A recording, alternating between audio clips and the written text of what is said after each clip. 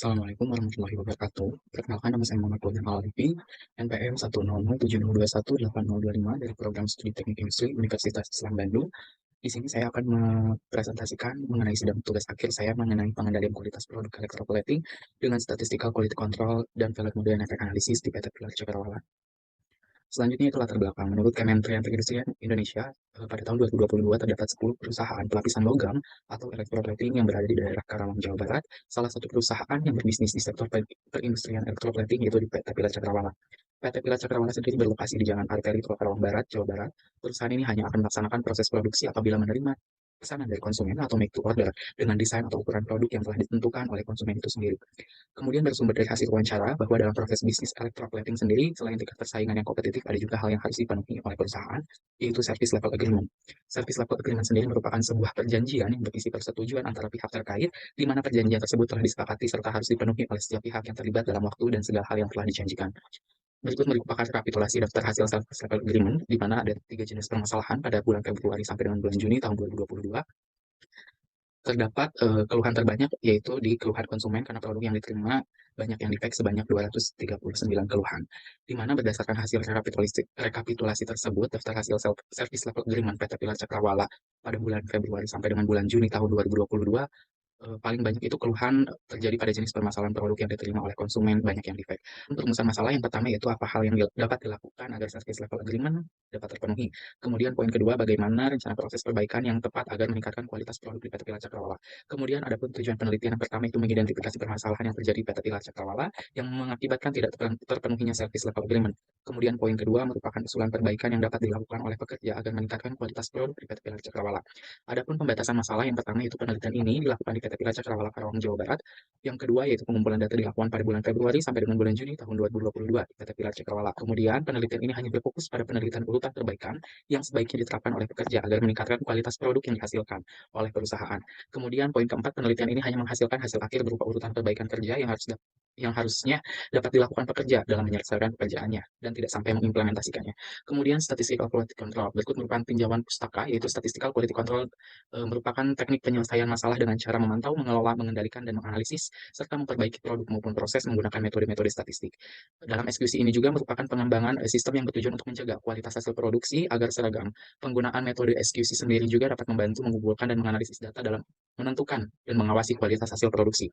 Selanjutnya, FMEA atau Failure Mode and Effect Analysis merupakan suatu prosedur yang terstruktur dalam melakukan identifikasi permasalahan yang terjadi serta mencegah permasalahan tersebut dengan cara mengulutkan permasalahan dari nilai severity number tertinggi ke nilai yang lebih rendah sesuai efek terparahnya kan.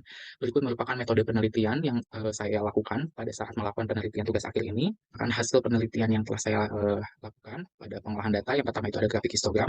Berdasarkan grafik histogram, dapat diketahui bahwa urutan interval jenis masing-masing defect yang paling banyak yaitu defect crack atau keretakan produk sebanyak 92 produk, kemudian disusul oleh defect pinhole atau terdapat lubang pada produk selanjutnya sebanyak 53 produk, kemudian defect sinter atau pasir menempel pada produk sebanyak 23 produk, dan yang terakhir yaitu defect rugness atau permukaan produk yang kasar sebanyak 9 produk. Kemudian selanjutnya itu diagram Pareto. Berdasarkan diagram Pareto diketahui jenis defect yang paling dominan yaitu defect crack dengan jumlah persentase 52%, kemudian defect pinhole sebesar 30%, lalu defect sinter sebesar 13%, dan defect rugness 5%. Berikut merupakan efek defect dua defect paling tinggi yaitu defect crack dan defect pinhole yang dimana telah saya olah menggunakan peta kendali. Berdasarkan hasil visual menggunakan peta kontrol P melihatkan bahwa defect crack dan defect pinhole masing-masing dalam batas kendali dan tidak adanya out of control. Kemudian selanjutnya itu diagram sebab akibat defect crack dan defect pinhole, di mana di defect crack ini terdapat dua faktor seperti manusia dan mesin, di mana faktor manusia itu kurang hati-hati saat proses pemotongan, kemudian terburu-buru saat membongkar cetakan, dan kurang ahli dalam mengoperasikan mesin. Kemudian pada faktor mesin itu temperatur pada mesin kurang baik dan mesin sering mengalami gangguan. Selanjutnya itu defect pinhole, di mana ada 3 faktor penyebabnya yang diakibatkan oleh yang pertama manusia, di mana pekerja sendiri itu kurang teliti saat proses pengalihan cetakan. Kemudian faktor mesin, scrap yang digunakan tidak bersih dan mesin sering mengalami gangguan. Selanjutnya itu kualitas pasir silika kurang baik, di mana itu merupakan faktor material.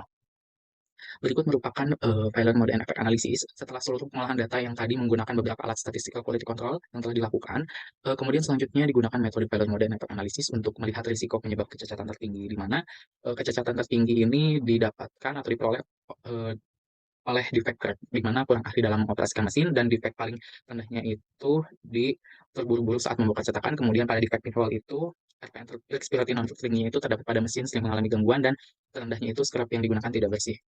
Berikut merupakan hasil penelitian berupa tabel 5W1H. Selanjutnya itu kesimpulan. Berdasarkan hasil penelitian, permasalahan terbesar yang terjadi di PT Pilar Cakrawala yang mengakibatkan tidak terpenuhinya Service Level Agreement atau SLA, yaitu terdapatnya beberapa jenis kecacatan yang terjadi di antaranya crack, pinhole, sinter, dan roughness. Jenis kecacatan crack dan pinhole merupakan jenis kecacatan terbesar dan harus diperhatikan dan diteliti lebih lanjut. Hal tersebut dikarenakan jumlah persentase defect crack dengan jumlah persentase sebesar 52%, kemudian defect pinhole sebesar 30%, lalu sinter sebesar 13%, dan roughness itu sebesar 5%, di mana crack dan pinhole tersebut disebabkan oleh beberapa faktor seperti pekerja kurang ahli dalam mengoperasikan mesin, mesin yang digunakan sering mengalami gangguan, alat yang digunakan tidak bersih, dan bahan baku yang digunakan kurang baik sehingga menimbulkan beberapa masalah sehingga SLA tidak terpenuhi.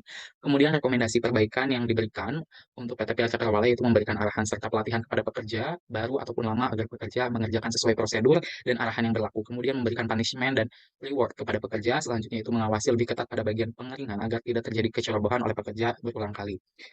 Kemudian, untuk meningkatkan pengawasan terhadap pekerja dan meningkatkan penerapan standar operasional, di lingkungan perusahaan juga perlu karena, eee, karyawan sendiri atau pekerja tidak memakai alat pelindung diri pada saat melakukan proses produksi, karena itu sangat membahayakan pekerja. Kemudian jumlah defect produk tidak melebihi periode Februari sampai dengan bulan Juni tahun 2022. Selanjutnya itu pengendalian kualitas dengan statistical quality control dan failure mode effect analysis yang dilakukan pada perusahaan diharapkan digunakan untuk pelaksanaan kebijakan untuk menganalisa faktor-faktor penyebab kecacatan produk.